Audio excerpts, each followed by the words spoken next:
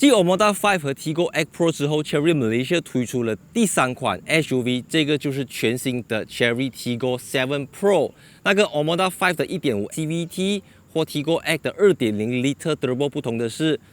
，Chery Tiggo 7 Pro 采用的是 1.6L 4气缸 Turbo 引擎。7DCT， 然后轴距上台就介于这2款车之间，是2670mm， 预售价是130千左右，应该会便宜过13万，所以它的直接对手就瞄准了同样在马来西亚本地组装的 Proton X70 AKA 吉利博越，所以今天这期呢，就是在它发布之前给大家带来一个快速的了解。所以影片开始之前，我是戴主义，记得 subscribe 我的 YouTube channel。Let's go。第一代的 Tiggo 7诞生于2016年，所以这个已经是第2代的 Tiggo 7，它的设计看起来更加的 premium， 也更加的 sporty。如果你看过 Tiggo X 的话，它其实就是一个缩小版，比较没有那么宽的 Tiggo X。同样的，这个超大面积的钻石型水箱护罩，但是在这边呢，就多了一点自己的个性，这个叫天使之翼。还有蓝色这样一条一条一条的，然后在这个大灯到这边呢，整片用了大面积的 chrome 镀铬饰条，就让到车子看起来更加的有 luxury。然后值得一提的就是呢，现在我介绍的这个就是从中国 CBU 整装进口的 first batch， 所以 Chery Malaysia 提供给你蓝色和红色，这2个都是限量的颜色。之后在马来西亚本地组装之后，只会剩下黑色、白色、灰色和银色这些比较保守的颜色。我记得第一次在路上看到 Tiggo 7的时候，我还以为我看到了 Lexus LBX， 因为那个车尾灯的神韵实在是非常的接近。这个是贯穿式的 LED 车尾灯，在上面有 CHERY 的这个名牌。传统的 SUV 都会把车牌板放在中间的位置，而不是放在这个位置，就让它看起来更加的像一个 Coupe Light 的 SUV。然后我觉得这台车子还有一个特点之处，就是在于它的 Rear Spoiler 这边。看到吗？它有蓝色的2条横纹，就跟车头那个天使之翼形成一个前后呼应。再来这边有这个 290T 的名牌，那有趣的是 290T 呢，就代表它有290个 Nm。所以欢迎留言告诉我，你觉得这个 Tiggo 7 Pro 的车尾比较好看，还是你比较喜欢 Tiggo X Pro 的那一种车尾设计？奇瑞瑞虎7在中国国内属于一个 A 级 SUV， 但马来西亚我们的级距 segment 是根据欧盟来规定的，所以这个轴距2670mm 的车型，在我们这边属于一个 C segment SUV， 主要的对手就是 Proton X70 AKA 吉利博越，还有像 Honda CR-V 和 Toyota RAV4 这类型的 SUV， 但因为2670是离我们标准的 C segment SUV 的2700以上有一点距离。那你可能会问了 ，Omoda 5的轴距都2630，它2670差了40个 mm， 它跟 Omoda 5有什么差别？差别可大了，因为它的车身长度是4513个 mm， 跟 X70相差6个 mm， 但是比 Omoda 5长了113个 mm。就除了轴距之外，车长也是衡量 segment 的一个标准。再来呢，它用的是 Multi-Link 多连杆的后独立悬挂，而不是 Torsion Beam 扭力梁的非独立悬挂，所以车身长度跟后悬挂的设定，也就让到它跟 Omoda 5拉开了一个距离。Tiggo 7 Pro 的车身离地间隙是175个 mm，Omoda 5是145个 mm， 所以它的离地间隙高了30个 mm， 而它标配18寸的轮圈，这是一个双色调的设计，相当的好看，也标配了红色的刹车卡钳，你不用另外自己再去喷。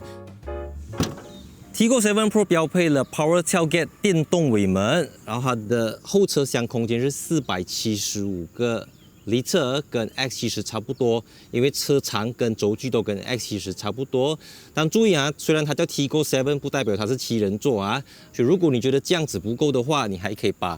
这2个椅子推去前面。它具备了这个60/40分离倾倒的功能，所以在这一个情况下，你就可以去让行李箱空间增加到1000多个liter。但我觉得它厉害之处就是在于呢，它的开口面积相当的大，你看到吗？这个地方，所以这种 liter 有时候不能够完全反映在它的真实的这个尺寸。当然，它的重点就是你掀开地板，这边有一个 full size 全尺寸的大压22555 R18，现在已经很少车子给你 full size 的 spare tire 了。在这个地方还有一个12V 的 socket， 你可以去连接手动的这个吸尘器啊，还是你的 charger 等等，也是一个非常方便的设计。如果你不想让人家知道你的后车厢有什么东西，你可以去拉这个 roller， 然后放上来，这样子就可以遮着你的后面了。我们来听听看开关门的声音，比较扎实。OK， 所以上门的话就是一个艺术了，因为它的离地间隙不会太高，所以刚刚好啦。OK， 我们先来看头部空间哈，我的身高是178个 cm， 做到这么直的话，一个拳头、2个拳头，加上这个车顶，差不多2个拳头到3个拳头。我觉得这个头部空间比我想象中还要来得宽，来得高。然后翘脚的话，整个腿部空间前段还好啦，因为毕竟轴距也是一个2670mm 的车子。然后它的椅子可不可以前后滑动？没有Tigo X Pro 才有给你这个东西。然后椅背的倾斜程度可以调整吗？我们来看看。没有，它是 fix 了，就是一个程度罢了，但它不会太过直啦，它中等。但我喜欢它的就是因为它地板中间凸起来的地方是非常平的。你看我现在坐着来，因为我坐到中间哈，你看哇，我一副天空啊！我这边还有一个非常宽敞的位置，这边有2个冷气出风口可以调整上下左右，一个 Type A 的接口，然后打开这边有一个 armrest 可以给你放2个杯架。然后基本上你看到的东西都是 soft touch 居多，只是会有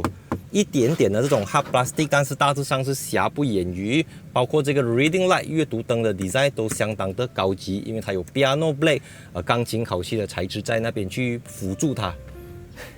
一坐上来这个 Chery Tiggo 7 Pro， 我还以为自己还在 Tiggo X Pro， 因为他们的设计是像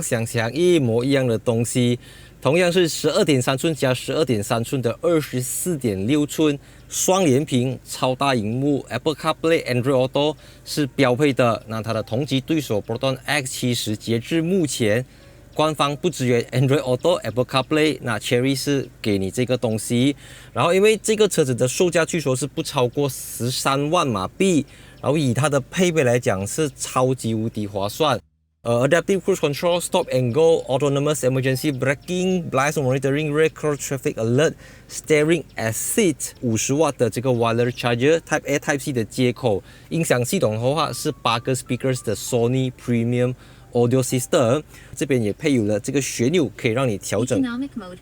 驾驶模式，有 Eco Mode、Normal Mode 和 Sport Mode 3种驾驶模式。然后 Electronic Parking Brake、Auto Brake 后的功能，包括 Hill Descent Control 都在这边。你看它还有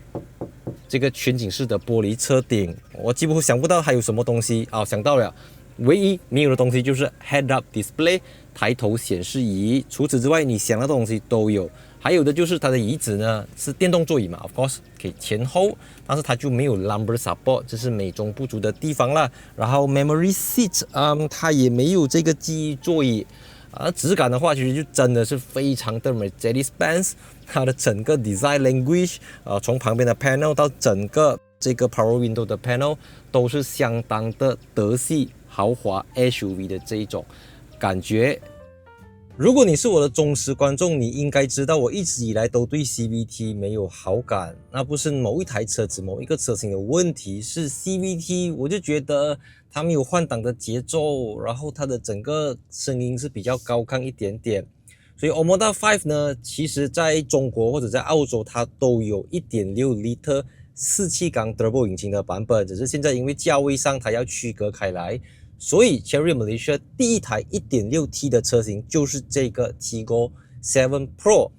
我之前在安徽芜湖的时候，有在 Arizo 8艾瑞泽8上面试用过这具引擎，所以我对它的印象非常深刻，因为它就是那种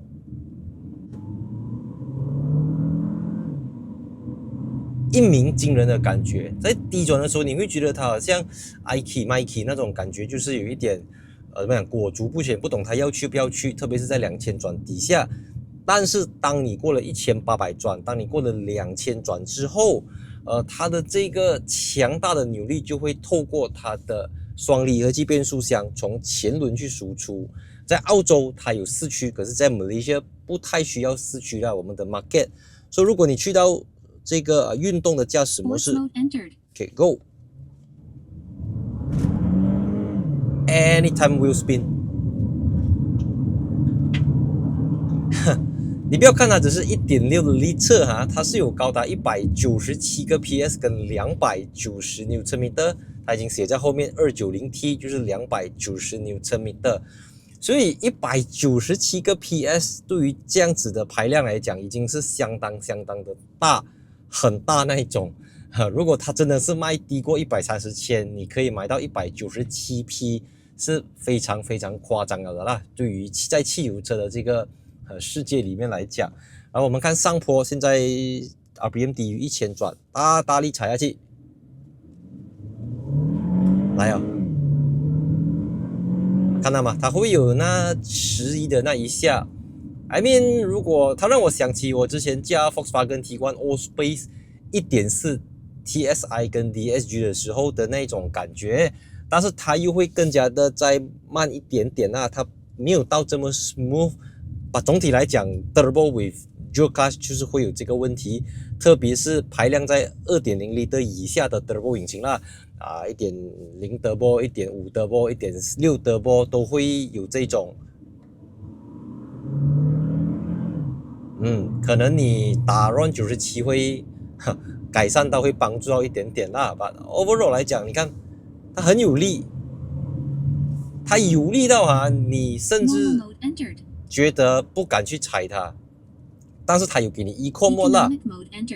I mean 没有记错，Moda 5是只有 Eco or Sport， 至少它给你 Normal Mode。OK， 那撇开我们已经知道了的197 PS、290 Nm 的180.3秒，车重1512公斤之外，它在驾驶起来的时候，我会觉得整个坐姿非常的高它是一个 C7 SUV， 可是我觉得它比 CX5、CRV 那种还要再高。加速，直路没有问题，顶呱呱，要快可以快，但是当你一进去 corner 过后，来了，你就会 feel 到这个车子，看到吗？所以它的整个底盘悬挂都是以舒适作为一个设定，虽然看起来让你觉得它是一个比较 sporty 的 SUV， 但这个 sporty 这个运动化仅限于它的外观造型它就是一个很明确就是要以载人为主。那司机平时不是爱驾快车的人，那如果你真的要驾快，要讲爆发力，肯定是买 Tiggo X Pro 会比较好。所以 Tiggo 7它是一个没有模糊的，它就是一个家庭 SUV， 舒适型 SUV。然后你说它的同级对手 Proton X 其实很像啦，就是直路可以，但是一进去 corner 就会偏 soft 偏软。所以你可以去设定你的 steering mode， 根据驾驶模式变动。好像你在 sport mode 就 sport 的 steering， 你在 comfort mode 就 comfort 的 steering， 你也可以猜出来 steering 是 steering，powertrain 是 powertrain，brake。另外讲到 brake 呢，它跟这个 Omoda 5还是有点像，就是它偏 soft， 它不是那一种一点车子就会停下来那一种。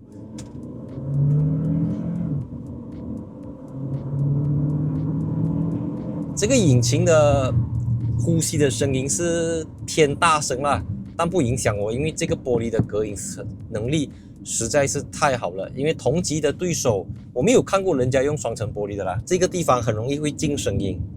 可是它没有，真的没有骗你的，因为它这个 laminated glass 夹层玻璃不是开玩笑的。当然它不是完美的东西，of course它有很多可以写出来的一些缺点小瑕疵，这个绝对是跑不掉的啦，一定会有。加速，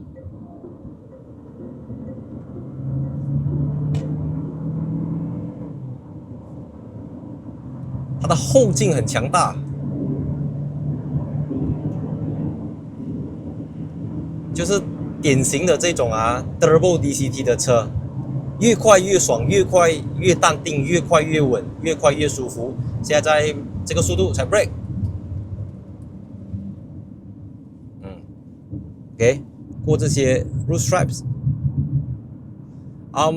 我觉得整体车子的隔音是 OK 的，唯独就是这个胎噪声偏大。如果是我要买 Tiggo 7 Pro， 我买的时候我第一件事情就是去换一个静音轮胎。那我们现在启动了 Tiggo 7 Pro 的半自动驾驶辅助系统 with steering assist， 所以在这个时候呢，如果我的手暂时不小心松开我的方向盘，我碰到旁边的线，它会帮我摆回来这个 steering， 但是它会一直提醒我，叫我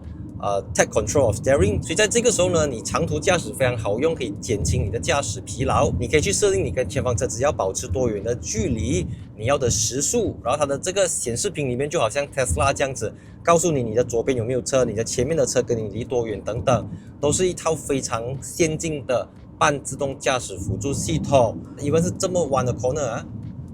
看到吗？它都可以跟你摆回来。按照往常的惯例，我们就来分享值得购买 Tiggo 7 Pro 跟不值得购买它的原因。那不值得购买它的地方就是第一个，它在低转的时候表现到比较挣扎、比较疲劳，就是会有一点裹足不前、犹豫不决的感觉。再来就是它的 steering angle 跟它的转向底盘都偏向舒适。如果你是追求 sporty 运动化驾驶，它可能不是太适合你。那值得购买它的原因就是第一个，价廉物美。以这个价钱给到你这个设备，几乎是没有东西可以去挑剔它。再来第二个就是对于乘客来讲，它确实是比较舒服，比市面上的这种 B7 SUV 舒服很多，因为有 Multi-Link， 然后它的窗外隔音等等也算是中上。然后它有 Apple CarPlay、Android Auto， 所有的设备、全景式的玻璃车顶等等，这个东西都能够给到消费者一个最值得的配套。最值得的套餐，所以如果你想要去了解这个 Tiggo 7 Pro， 欢迎到各大的 Chery 陈列室去试驾、试坐这个车子，然后再来留言，我们来讨论看看这台车子你觉得有什么地方是哇很吸引你，或者有什么地方是你觉得差了一点点，我们都可以欢迎大家一起来交流，一起来讨论。所以影片的最后，我是戴主义，记得 subscribe 我的 YouTube channel。Let's move on。那我现在坐在 Tiggo 7 Pro 的后座 ，with 2个尺寸不小的 Baby Car Seat， 从他们 New One 用到现在啦，所以我的左肩跟右肩是被2个 Car Seat 包围夹着了的，有一点动弹不得的感觉。因为我试过很多车啦，你看过很多影片就知道，是因为 Car Seat 太过大了。如果你孩子真的越来越大，你可以尝试用小一点的 Car Seat 啦。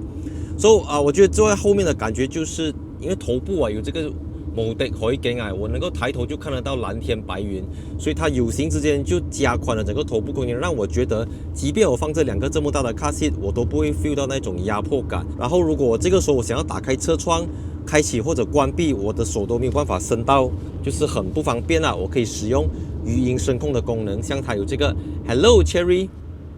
Here Open Rear Window。Hello, Chery. I am listening. Close all window. Okay. 看到吗？我的2只手不需要，即便我坐在后座，我都可以去 activate 启动这个功能。这辆是什么车 ？Chery 什么车 Hello, Chery. Please continue. Open window. Okay. 快点叫它 close。Hello, Chery. Hello, Chery.